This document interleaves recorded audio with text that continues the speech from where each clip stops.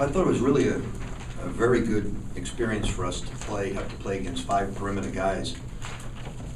And they're about as difficult a team to guard because of their passing and cutting skills as there is in the country. So this was great for us because it takes good communication.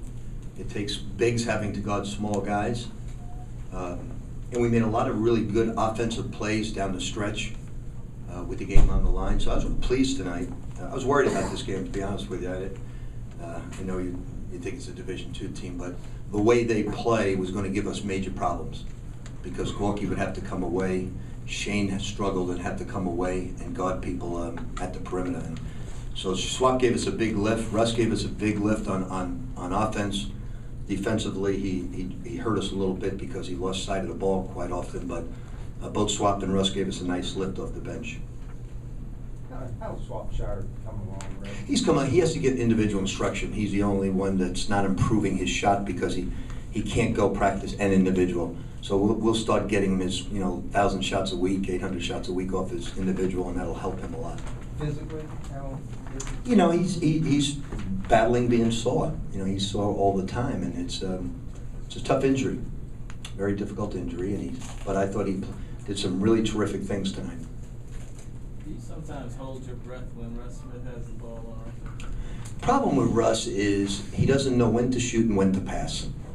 And I always remember U.B. Brown telling me, Oscar Robertson, I don't care what they say, is one of the top 3 greatest players of all time because he knew exactly when to shoot, exactly when to pass. And Russ hasn't learned that aspect of it. Now, that being said, he was the only, when they played our plays tonight, he was the only one to beat you off the bounce and score. But he has to learn when he should shoot it, when he should pass it, and he has to really come light years on defense, as well as Shane and quite a few of our guys. But he'll learn that. He's only a sophomore, but we need him this year. He's got to play, and he'll do a good job as long as he doesn't turn it over. We can live sometimes with his defensive mistakes because he pressures the ball so well. We can't live with his turnovers. Is that a worry for you that when Steve was not in there that Russ might be one of the only guys that's able to take his man off the bounce?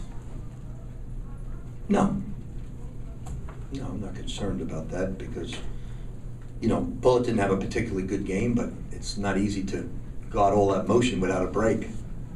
So he did a good job today. Gorgie had no fouls against Pikeville 2 in the first 5. Was he just overexcited out there, or was he just having to guard guards out there? It's very tough on him. But it's great that he was able to stay in the game, and we practice that every day. He has to guard Peyton Siva. He did a very good job on it.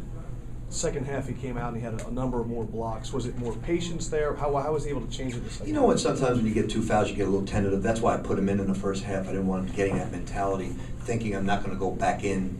And then what happens is they come out very soft and they don't play defense, trying to stay out of foul trouble. Peyton did that in the last game, and he didn't look good.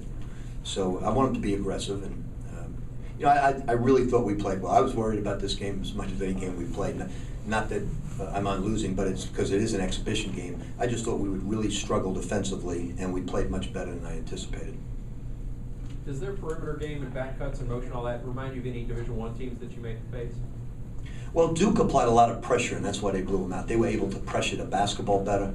That's not one of Bullitt's fortes, and they're an overplayed team.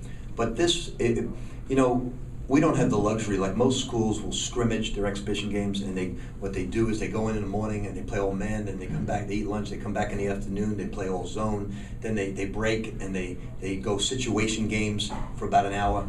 Scrimmaging's it's awesome, but because we make so much money on an exhibition game, we can't do that. So believe it or not, this was as good as any scrimmage tonight. Because you had to guard back cuts, you had to talk on the switches, talk on the screens, you had to guard big on small off the dribble, you had to talk in transition. So this was as good from us, from learning how to talk and communicate with all their screens. It was awesome for us. What kind of point guard do they have there? Kendall, he had a streak where he went 12 out of the 13 points. What kind of a player do they have over there as point guard? I think that I love watching, their whole team play. They're fun to watch. They space you. They'll take you up. If you help, they'll find the open man. And we were trying not to help too much. And they made 2 threes a couple of times off rebounds, and we stayed in the lane and didn't fan out. So they're tough to play against. They're going to have a legitimate shot at it again. But we love that type of ball movement. We love the way they ball fake. So those are things that they work real hard on. We're real proud of them bringing a championship to Louisville.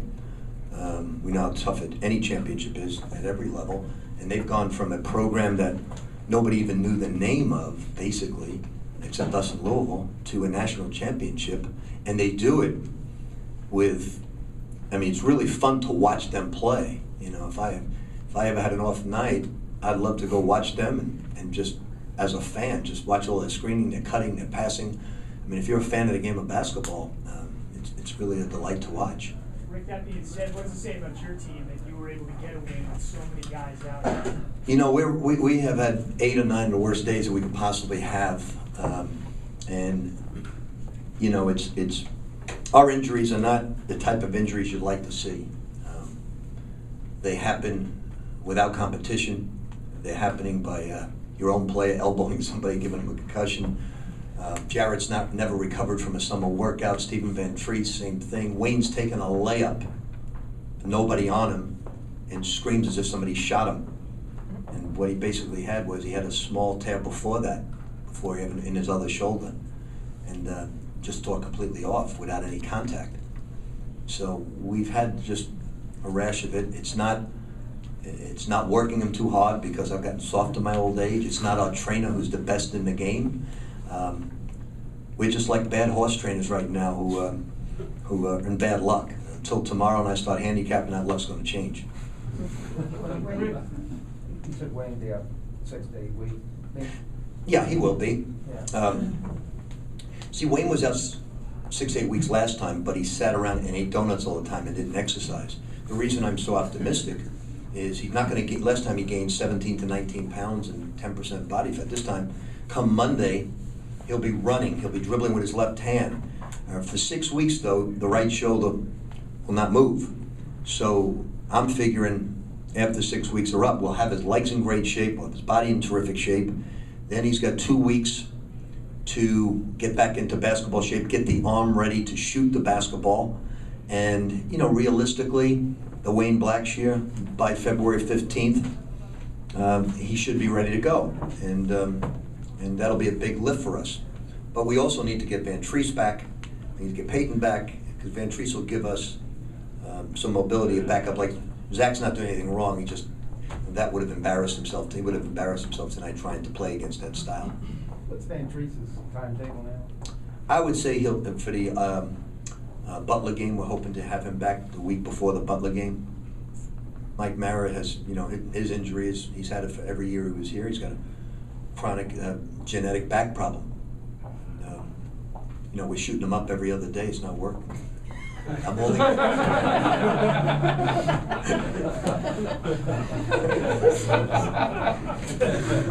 Rick, what the shoes, the idea of the gift to... I was trying to give Scotty something that, you know, we bought him a watch last time he left. I was trying to give him something that he would never buy, never think of buying. Ostrich Gucci shoes is not exactly what Scotty Davenport's all about. It's more like UCL. It's not that. Do you think you'll wear them, or is he? He better wear them. The cost of those shoes, he better wear them. He better wear them to bed at night. Talk about Shane inside as a freshman. He's really good. This was a bad game for Shane because this took a lot of thinking and a lot of move. He was getting caught so many times out of position, so this was not his game. But you can see the talent. It's tough for freshmen to concentrate. This is probably one of the most difficult games a freshman could play. A veteran team that passes and cuts, but he did okay tonight. He made got some big rebounds, made some big plays. But I was actually pleased the most with Jarrett Swapshire. I thought he played well. Kyle did not play well offensively or defensively, but when the game was on the line, he made that big time move. How impressed were you with Jeremy Kendall scoring the basketball? I'm impressed with the team. You know, it was a 5-point game at Duke at the half. Obviously they're using the clock each time down. It's going to be a pace game. We had to beat a better defensive team. They did not give us many threes. Obviously, they want to take away the three. They did a very good job. I'm impressed with the team, period. But I have to say how much we got. And don't take this the wrong way. We were just much bigger and stronger. Pikeville lost their whole team. They weren't really the champions of last year. This team's coming back with a championship team, and they're as good as most Division I teams. They just don't have an inside post presence, but it doesn't hurt them because they don't use a post presence. They take their 5-man, they pick and pop them, they let them put it on the bounce. So it's a real fun style of play. Recruits should love to want to go there because they're going to have a chance of winning the national championship from this point on. You talked about their offensive execution a number of times. Is this a game where you came in looking more for your defensive exection and judging your team and how you? We wanted to talk a lot, to play them. We wanted to talk a lot. We wanted to take advantage of their switching because they play, you know, a lot of the things that they run, we ran about 3 or 4 years ago. So our players weren't equipped to understand what they're running, you know, and they have counters to everything you try and do on the switches. They're very good at it. They find the open man, and if one guy loses their man, they're such a good passing team, they find it. So it was a great game for us, just a tremendous game for us from a learning experience. We got a lot out of this. Since I've been here, we haven't had too much to get out of exhibition games. Tonight, this was really like 3 or 4 practices of working on what you have to do to become a better defensive team. And in the second half, you know, they shot under 40%, did a good job, and got the rebounds we needed to get. So I was very pleased with the win, very pleased with the way the guys competed. Anything else for Coach? Thank you. Thank you.